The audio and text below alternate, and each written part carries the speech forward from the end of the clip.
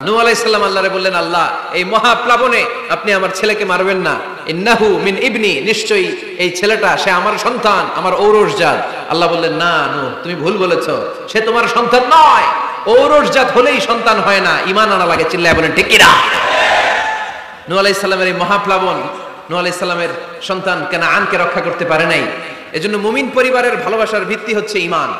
আওয়াজ করে বলতে হবে, বিশ্বাসীদের পরিবারের ভালোবাসার ভিত্তি কি? আরো জোরে বলেন, ভিত্তি কি? ঈমান। এজন্য আমাদের পরিবারগুলো আমাদের জন্য রহমত, আমাদের পরিবারগুলো আমাদের জন্য আল্লাহ তাআলার পক্ষ থেকে মার্সি, ব্লেসিংস এন্ড বাউন্টিজ। এই পরিবারের বন্ধন যেন কখনো নষ্ট না হয়, আমরা যেন পারিবারিক সম্প্রীতি ভালোবাসা কখনো নষ্ট না করি। এখন ওয়েস্টের ধাক্কায়, পাশ্চাত্যের কালচারের ধাক্কায় আমাদের পরিবারগুলো নষ্ট হতে শুরু করেছে, ঠিক কিনা? আপনি খেয়াল করে দেখবেন, পাশ্চাত্যে এখন পরিবারগুলোর খুব মারাত্মক অবস্থা, ভঙ্গুর পারিবারিক ব্যবস্থা। এদের পরিবার টেকে না, এরা তো বিয়েই করে না। এরা বিয়ের চেয়ে বেশি পছন্দ করে লিভ টুগেদার। আছে না নাই? বিয়ে করে না, লিভ টুগেদার পছন্দ করে। ফ্রি সেক্স, অবাধ যৌনাচার, হোমোসেক্সুয়ালিটি, সমকামিতা, ছেলেতে ছেলেতে বিয়ে, মেয়েতে মেয়েতে বিয়ে। বিয়ে যাক দু একটা হয়, এগুলো 6 মাস 1 বছরের বেশি টিকে না। ডিভোর্সের সংখ্যা বেশি, ভ্রূণপাত, সন্তান হত্যা করার সংখ্যা বেশি, সুইসাইডের সংখ্যাও বেশি, ঠিক কিনা? রাইফেল একটা নিয়ে বের হয়ে রাস্তায় 4-5 জনকে শুট করে, পরে নিজের মাথায় নিজে গুলি করে নিজেও মরে যায়। কেন যে এগুলা করছে সে নিজেও জানে না। এরকম বিকৃত মস্তিষ্কের লোক পাশ্চাত্যে আছে না নাই? কারণ এদের পরিবার নাই, কারো বাবা আছে মা নাই, কারো মা আছে বাবা নাই। এজন্য পরিবারগুলো আল্লাহ তাআলার পক্ষ থেকে আমাদের জন্য নেয়ামত, অনেক বড় রহমত, অনেক বড় বরকত। এজন্য ইসলাম পরিবার গঠন করতে বলেছে, ইসলাম পরিবারকে সংরক্ষণ করতে বলেছে, ইসলাম এই ফ্যামিলি ইনস্টিটিউশনকে আরো শক্তিশালী করতে বলেছে। চিল্লায় বলেন ঠিক কিনা? এই কোরআনে পরিবার নিয়ে অনেক কথা, ফ্যামিলি ম্যাটার্স নিয়ে কোরআনে একটা সূরা আল্লাহ নাযিল করেছেন, সূরাতুত তালাক, অ্যাড্রেসিং দ্য ফ্যামিলি অ্যাফেয়ার্স। শুধু ফ্যামিলি রিলেটেড কথাই সূরাতুত তালাকে। আবার একটা পরিবার আল্লাহ তাআলার কাছে এতটাই প্রিয় ছিল, ওই পরিবারের নামে আল্লাহ কোরআনে একটা সূরাই দিয়ে দিয়েছেন, সূরাতু আলে ইমরান। ইমরানের পরিবারের নামে সূরা। সুবহানাল্লাহ পড়বেন না? এজন্য আমাদের পরিবারগুলো অনেক গুরুত্বপূর্ণ। আমরা বুঝি না, আমরা পরিবারের সম্প্রীতি ভালোবাসাকে অটুট রাখার ব্যাপারে সচেতন থাকি না, কিন্তু ইসলাম এই পরিবার সংরক্ষণে অনেক গুরুত্ব দিয়েছে। আমাদের পরিবারগুলো সুখী হোক, সমৃদ্ধ হোক, শান্তিময় হোক, আমরা চাই কি চাই না? আওয়াজ করে বলেন না, চাই কি চাই না? এজন্য আজকের আলোচনার বিষয় হচ্ছে পরিবার। সুখী পরিবারের ফর্মুলা আজকে আপনাদেরকে শোনাবো, কি করে পরিবারকে সুখে রাখতে হয়, শান্তিতে রাখতে হয়, কোরআনের আলোকে। শুনতে চান? শুনতে চান সবাই? কষ্ট হচ্ছে না তো? নাকি স্লোগান দিতে চান? স্লোগান চান কারা কারা দেখি?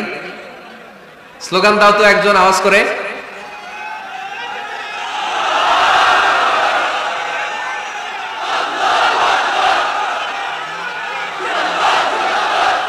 আমাদের পরিবার আছে না? পরিবার হচ্ছে শান্তির নীড়। যার পরিবার নাই সে নীড়হারা পাখির মতো, ঠিক কিনা? এর সেবা করার কেউ নাই, এর খোঁজ খবর নেয়ার কেউ নাই, একে ভালোবাসার কেউ নাই। পরিবারের ভেতরে আছে ভালোবাসাবাসী, পরিচর্যা, অসুস্থ হলে সেবা শুশ্রূষা, যত্ন আত্মি। আমরা একটা প্রশান্তির জায়গা খুঁজে পাই পরিবারের ভেতরে, ঠিক কিনা? এজন্য আমি যদি জান্নাতে যাই, আমি চাই আমার পরিবারের সবাইকে নিয়ে যাব, ঠিক কিনা? নাকি আপনারা একা একা জান্নাতে যাবেন? একা একা জান্নাতে যেতে চান কারা কারা দেখি হাত তুলে। হ্যাঁ, ওই যে হাত তুলছে একজন। একা একা যাইতে আয় বালা না, একা একা যাওয়া যাবে না, আমরা সবাই মিলে যাব ইনশাআল্লাহ। পড়েন। এজন্য রব্বুল আলামিন বলেন, ইয়া আইয়ুহাল্লাযীনা আমানু কু আনফুসাকুম ওয়া আহলিকুম নারা ওয়াকুদুহান নাসু ওয়াল হিজারা আলাইহা মালাইকাতুন গিলাযুন শিদাদুন লা ইয়াসুনাল্লাহা মা আমারাহুম ওয়া ইয়াফআলুনা মা ইউমারুন। সুবহানাল্লাহ পড়েন। আল্লাহ ডেকে বললেন, ও বিশ্বাসীরা শোনো শোনো, তোমরা নিজেদেরকে জাহান্নামের আগুন থেকে বাঁচাও, নিজেদের পরিবার বর্গকেও ওই জাহান্নামের আগুন থেকে বাঁচাও। যে জাহান্নামের রক্ষী ফেরেশতারা খুব নির্দয়, খুব নির্মম, এদের চেহারায় হাসি নাই। রব্বুল আলামিন তাদেরকে যা আদেশ করে তারা তাই পালন করে। ওই ফেরেশতারা আল্লাহর কোনো আদেশের অবাধ্য হয় না। ওই জাহান্নামকে ভয় করো, আর জাহান্নাম থেকে নিজেও বাঁচো, নিজের পরিবারকেও বাঁচাও, নিজেও বাঁচতে হবে, পরিবারকেও বাঁচাতে হবে, নিজেও জান্নাতে যেতে চাই, আব্বা আম্মা স্ত্রী সন্তান ভাই বোন সবাইকে নিয়ে জান্নাতুল ফেরদাউসে থাকতে চাই, ঠিক কি না? এজন্য রব্বুল আলামিন বিশ্বনবীকে আদেশ করলেন, ওয়া'মুর আহলাকা বিস-সালাতি ওয়াসতাবির আলাইহা। ও নবী, আপনি আপনার ফ্যামিলির সদস্যদেরকে সালাতের আদেশ করেন এবং নিজেও সালাত পালনে সচেষ্ট হন। একা একা সালাত পালন করলে হবে না, আপনার পরিবারের সবাইকে আপনি মুসল্লি বানান, নিজেও সালাত পড়েন, সন্তানদেরকেও সালাত কায়েমকারী বানান। আপনি একা একা নামাজ পড়েন, আপনার ছেলে নামাজ পড়েন, এরকম আছে না নাই? বাবা নামাজ পড়ে, মা নামাজ পড়েন, আছে না নাই? ভাই নামাজ পড়ে, বোন নামাজ পড়েন, আছে না নাই? আচ্ছা, আমি জান্নাতে থাকবো, আমার মা থাকবে জাহান্নামে, এটা ভালো লাগবে? আমি থাকবো জান্নাতে, আমার আব্বা জাহান্নামে, ভালো লাগবে কার কার? আমি থাকবো জান্নাতে, আমার ছেলে মেয়েগুলো জাহান্নামে। আমি জান্নাতের নাজ নিয়ামত ভোগ করবো, আমার স্ত্রী থাকবে জাহান্নামের আগুনে, এটা আমাদের ভালো লাগবে? এজন্য মুমিন পরিবারের সবাই আমরা জান্নাতে যেতে চাই। আমিও যাব, মা বাবাও যাবে, আমার স্ত্রী সন্তানরাও যাবে। এজন্য রব্বুল আলামিন বিশ্বনবীকে বললেন, নবী নিজেও জাহান্নামের আগুন থেকে বাঁচেন, আপনার পরিবার বর্গকেও জাহান্নামের আগুন থেকে বাঁচান, নিজেও বাঁচেন, পরিবারকেও বাঁচান। এজন্য মুসল্লি ভাইরা সাবধান, একা মুসল্লি হয়েন না। ইসলাম পালনকারীরা সাবধান, একা ইসলাম পালনকারী হবেন না। ফ্যামিলির সবাইরে মুসল্লি বানাইতে হবে, সবাই মিলে ইসলাম পালন করতে হবে, সবাই মিলে ঘরটার একটা জান্নাতের টুকরা বানাতে হবে, ঠিক কি না? মুমিন জীবনে পরিবারের গুরুত্ব অনেক বেশি। ফ্যামিলি হচ্ছে এই পৃথিবীর সর্বপ্রথম ইনস্টিটিউশন, প্রতিষ্ঠান। এক একটা পরিবার এক একটা কি প্রতিষ্ঠান, ইনস্টিটিউশন। গোটা বিশ্বে যদি ইসলাম পালন নিষিদ্ধ হয়, আমার পরিবারে আমার ইসলাম পালনের সুযোগ আছে না নাই? কথা কি বুঝতেছেন? বাংলাদেশে ইসলাম পালন নিষিদ্ধ করে দেওয়া হলো, মসজিদে যাওয়া নিষিদ্ধ করে দেওয়া হলো, তাফসির মাহফিল নিষিদ্ধ করে দেওয়া হলো, জুমার খুতবা নিষিদ্ধ করা হলো, ইসলামের সব অনুশাসন পালনকে রাষ্ট্রীয়ভাবে নিষিদ্ধ করা হলো। কিন্তু আমার পরিবারের ভেতরে ইসলাম পালনের সুযোগ আছে না নাই? আমার বেডরুমের ভিতরে কেউ নিষিদ্ধ করতে পারবে কিছু? কথা বলেন। এজন্য গোটা বিশ্বেও যদি ইসলাম পালন নিষিদ্ধ হয়, আমার পরিবারে ইসলাম পালনের সুযোগ আছে না নাই? এজন্য পরিবার অনেক গুরুত্বপূর্ণ। মুমিন পরিবার এটা আল্লাহর পক্ষ থেকে নেয়ামত। আর মুমিন পরিবারে ভালোবাসার ভিত্তি হচ্ছে ঈমান। মুমিন না হলে মুমিন পরিবারের সদস্য হওয়া যায় না। ঘরে শান্তি নাই, কারণ কোরআন তেলাওয়াত নাই, তো কোরআনের তেলাওয়াতও নাই, শান্তিও নাই। আল্লাহর হাবিব সাল্লাল্লাহু আলাইহি ওয়াসাল্লাম বলেছেন, সহিহ মুসলিমের হাদিস, লা তাজআলু বুয়ুতাকুম মাকাবিরা, তোমরা তোমাদের ঘরটারে গোরস্থান বানিয়ে রেখো না। ফা ইন্না শাইতানা ইয়ানফিরু মিনাল বাইতিল্লাযী তুকরাউ ফীহি সূরাতুল বাকারা, কারণ শয়তান ওই ঘর থেকে দৌড়ে পালায় যেই ঘরে সূরাতুল বাকারা তেলাওয়াত করা হয়। সুবহানাল্লাহ পড়েন। এজন্য ঘর উদ্বোধনের সময় কোন সূরা পড়তে হয়? সূরা বাকারা। চিল্লায় পড়েন কোন সূরা? আওয়াজ করে পড়েন কোন সূরা? নতুন ঘর করছেন, নতুন দোকান করছেন, নতুন ফ্ল্যাট কিনেছেন, কোন সূরা পড়বেন? সূরাতুল বাকারা। শয়তান ওই ঘরে থাকে না। সহিহ মুসলিমের আরেকটা হাদিসে আল্লাহ রাসূল সাল্লাল্লাহু আলাইহি ওয়াসাল্লাম বলেছেন, ইকরাউ সূরাতাল বাকারা, তোমরা সূরা বাকারা তেলাওয়াত করো।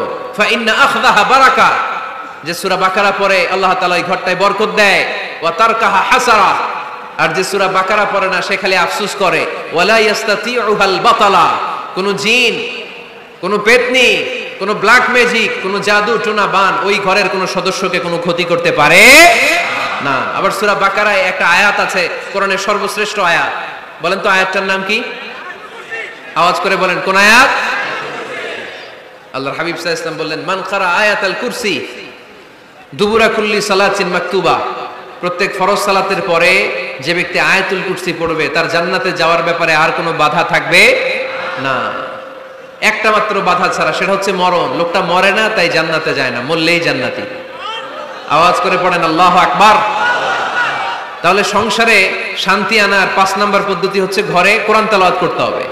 আপনারা উঠতেছেন কেন? অনেক রাত হয়ে গেছে না? শেষ করে দেই। মুনাজাত তুলি, হাত তোলেন, আল্লাহুম্মা আমিন। হাত তোলেন, হাত তোলেন। অনেকে প্রসাব করবে তো ঠান্ডার দিন। কি দোয়া করবেন না? আরো কয়েক মিনিট শুনবেন? মাঝখান দিয়ে যে 2-4 জন উঠা বসা করতেছেন কেন? পেশাব ধরছে এটা? ঠিক আছে, জি হয়। আসরের সময় আসছিল, মাগরিবের সময়। আসরের সময় আসছে? ওরে আল্লাহ রে, মাগরিবের সময় আসছে। মাগরিবের সময় আসছেন কে কে দেখি? ওই বাবা। এখন বাজে 10টা 40, এতক্ষণ ধরে বসা? হাত নামান। আসরের সময় আসছেন কারা কারা দেখি? আসর থেকে বসা, হাত নামান। জোহরের সময় আসছেন কারা দেখি? জোহরের সময় চলে আসছো তোমরা। আল্লাহ তুমি কবুল করো, আজকের মাহফিলটারে নাজাতের ওসিলা বানাও। তাহলে ঘরে সুখ শান্তি আর সমৃদ্ধি আনার 5 নম্বর ফর্মুলা হচ্ছে ঘরে কোরআনের তেলাওয়াত লাগবে। এখন কোরআনের তেলাওয়াত নাই, কোরআন আমরা শিখাতে চাই না, আছে না নাই?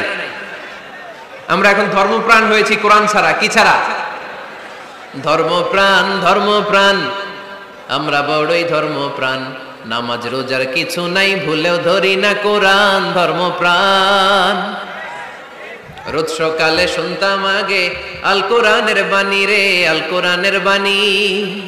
এখন শুনি সারে গামার দীপ্ত ফ্যান ফেনানি। রোজ সকালে শুনতাম আগে আল কোরআনের বাণী রে, আল কোরআনের বাণী। এখন শুনি সারে গামার দীপ্ত ফ্যান ফেনানি। ধর্মপ্রাণ মুসলমান আজকাল হয়েছে মডার্ন। ধর্মপ্রাণ, ধর্মপ্রাণ, আমরা বড়ই ধর্মপ্রাণ। নামাজ রোজার কিছু নাই, ভুলেও ধরি না কোরআন। ধর্মপ্রাণ, ঠিক না? প্রতিদিন কোরআন শিখায় যে তার পকেট যায় ফাঁকা রে, তার পকেট যায় ফাঁকা।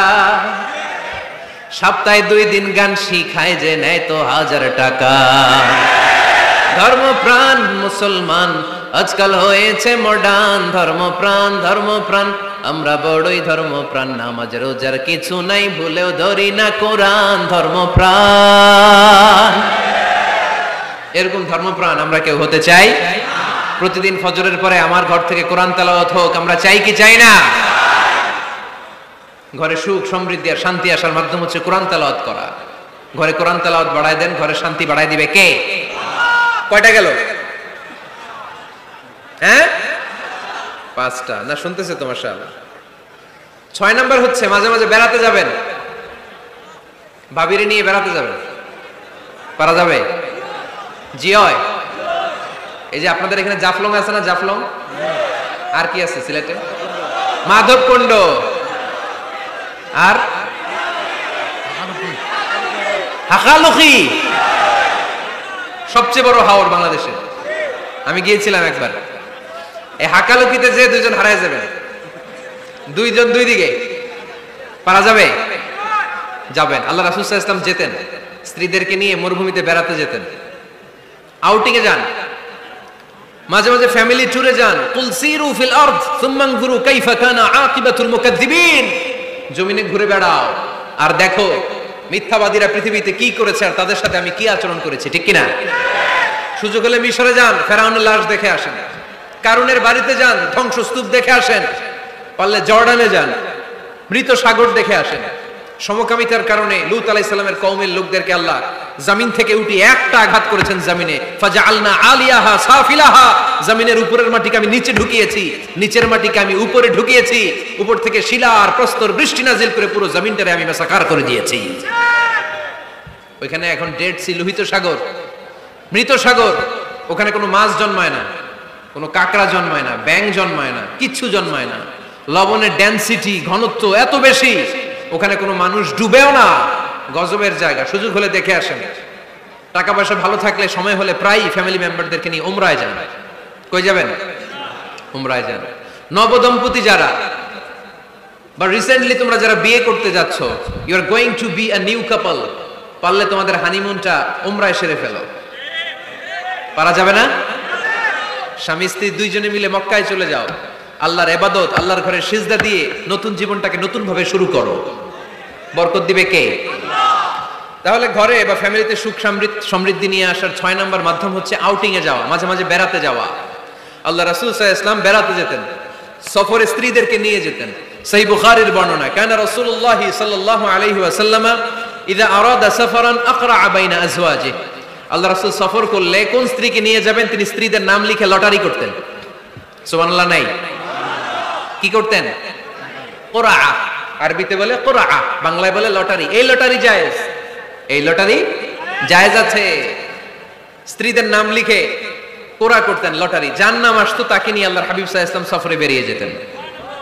সফরে স্ত্রীদের সাথে দৌড়াদৌড়ি করতেন, সুবহানাল্লাহ পড়বেন না? আম্মা জান আয়েশা রাদিয়াল্লাহু তাআলা আনহাকে আল্লাহর হাবিব সাল্লাল্লাহু আলাইহি ওয়াসাল্লাম এত ভালোবাসতেন, আল্লাহর হাবিব সাল্লাল্লাহু আলাইহি ওয়াসাল্লাম বলতেন, আয়েশা চলো দৌড়াদৌড়ি করি। ওই যে দেখা যায় খেজুর গাছ, চলো কে কার আগে যেতে পারে। দুইজন দৌড়ালেন। বিয়ের প্রথম দিকে আম্মা জান আয়েশা রাদিয়াল্লাহু তাআলা আনহা ফার্স্ট হয়ে গেলেন, কারণ তখন তিনি চিকন ছিলেন, এত মোটা ছিলেন না। আবার অনেক বছর পরে আরেক সফরে যখন আম্মা জান আয়েশা সফরে লটারিতে নাম আসলো, ওই সফরে আবার আল্লাহর হাবিব সাল্লাল্লাহু আলাইহি ওয়াসাল্লাম বললেন, আয়েশা চলো আজকেও দৌড়াদৌড়ি করি। দুইজন দৌড় দিলেন। এবার আর আম্মা জান আয়েশা রাদিয়াল্লাহু তাআলা আনহা জিততে পারলেন না, যেহেতু মোটা হয়ে গেছেন। আল্লাহ রাসূল সাল্লাল্লাহু আলাইহি ওয়াসাল্লাম দৌড়ে গাছ ধরে ফার্স্ট হয়ে গেলেন। সুবহানাল্লাহ পড়েন। আম্মা জান আয়েশা এবার রাগ করে বসে আছেন। আল্লাহর হাবিব সাল্লাল্লাহু আলাইহি ওয়াসাল্লাম বললেন, হাযিহি সাফকাতু বিতিলক, ওই যে কয়েক বছর আগে আয়েশা একদিন রাতে তুমি আমারে হারাই দিছিলা, আজকে তোমারে হারাইয়া ওটার প্রতিশোধ তুলে নিলাম। সুবহানাল্লাহ পড়তে পারলেন না? কি ভালোবাসাবাসী ছিল, কি খুনসুটি ছিল, কি আদর্শ আগের সমৃদ্ধ সুখী শান্তির একটা সংসার ছিল বিশ্বনবী সাল্লাল্লাহু আলাইহি ওয়াসাল্লামের। তিনি স্ত্রীদের সাথে খোশ গল্প করতেন, বিনোদন করতেন, হাসি ঠাট্টা করতেন। তবে এই বিনোদন ছিল সুস্থ বিনোদন, এই রসিকতা ছিল সুস্থ রসিকতা, ঠিক কিনা? আমরা এটা করতে চাই না। অনেকের চেহারা, আমাদের চেহারার মধ্যে কোনো হাসি নাই, খালি রাগ আর রাগ, আছে না নাই? অনেকে দেখবেন 5 বছরও একবারও হাসে নাই। সুজানগরে আলহামদুলিল্লাহ এরকম নাই। সুজানগরে এই যে সবাই হাসতেছে, সবার মুখে হাসি। হাসবেন, মুচকি হাসবেন, মুচকি হাসি দেওয়া সুন্নাত। আর মুচকি হাসতে পয়সা লাগে না। পয়সা লাগে তো হাসেন না কেন? মুচকি হাসেন, হাসি দেওয়া সুন্নাত। তো তাহলে 6 নাম্বার যে পদ্ধতি আমরা পেলাম ঘরে সুখ শান্তি আনার, মাঝে মাঝে ফ্যামিলি মেম্বারদেরকে নিয়ে আমরা হাকালুকি হাওড়ে হারিয়ে যাব, আমরা মাধবকুণ্ড বেড়াতে যাব, আমরা জাফলং এ যাব, পারলে আমরা কক্সবাজার সমুদ্র সৈকতে যাব, যেমনটি আল্লাহর হাবিব সাল্লাল্লাহু আলাইহি ওয়াসাল্লাম স্ত্রীদেরকে নিয়ে বেড়াতে যেতেন। ইনশাআল্লাহ পড়েন, পারবেন তো? যাবেন তো সবাই? আচ্ছা।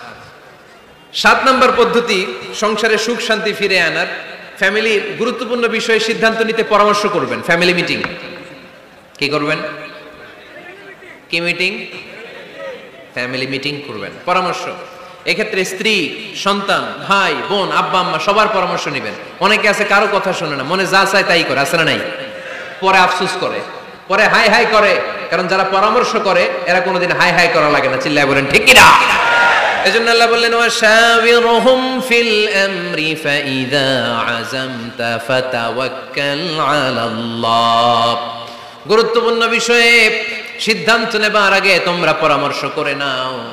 যখন তোমরা পরামর্শ করে সঠিক সিদ্ধান্তে উপনীত হয়ে যাবে, তখন তাওয়াক্কুল করবা একজনের উপর, তিনি কে? সিদ্ধান্ত যখন নিয়ে ফেলবেন আল্লাহর উপর তাওয়াক্কুল করবেন।